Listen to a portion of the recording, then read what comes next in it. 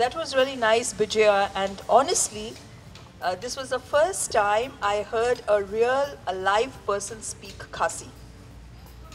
And it sounded so beautiful. Thank you for an answer. So I went back to my room. In Khasi, I told my mother. My mother told me, she looked very sadly after the militants had gone and all that turmoil and the burning vehicles had been, tempered down. She looked at me and she said, "Balay akumne ka jadmin riujongi."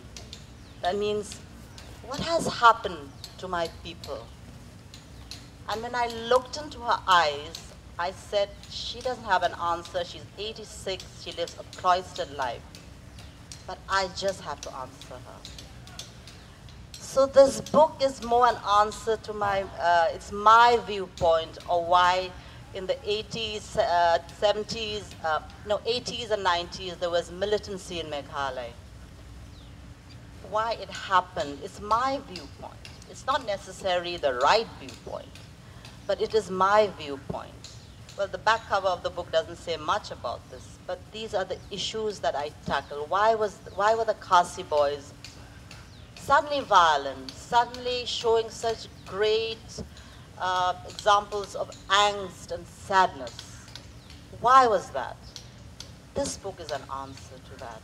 And also I've tackled issues which have never been tackled before, like how tribals are looked down by caste Hindus, and something which no one talks about, or some of them don't even know. I didn't know right through my college days in Delhi or during my early years of marriage in Dehradun.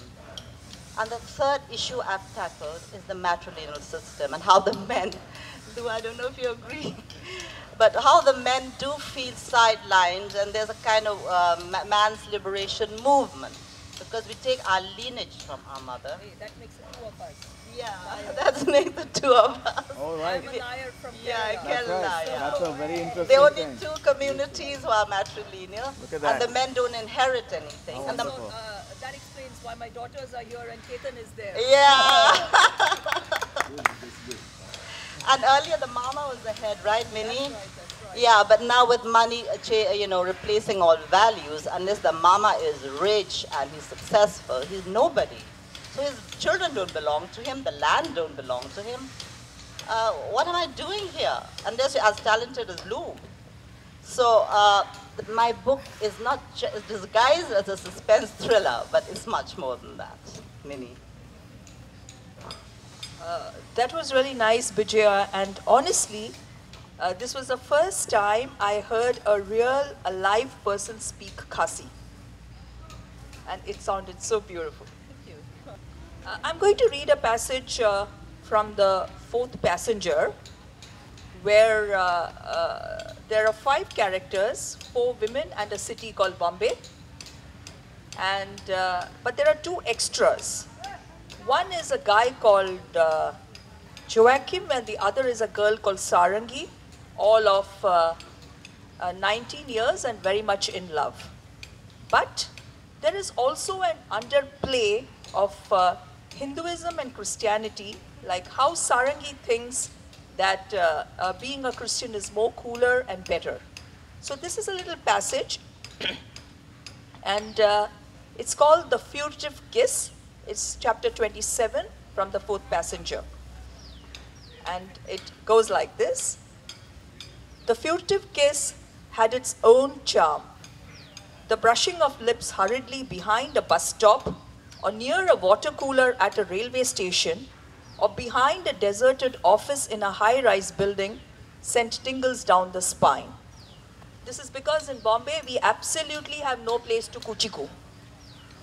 If you have to kuchiku, you have to go to some bus stop and stand there, or you have to go in the railway station and wait for all the trains to go by, or you have to go to a building and pay the watchman some money and say that kaunsa office band hai, humko udhar 10 minute bhijwa do.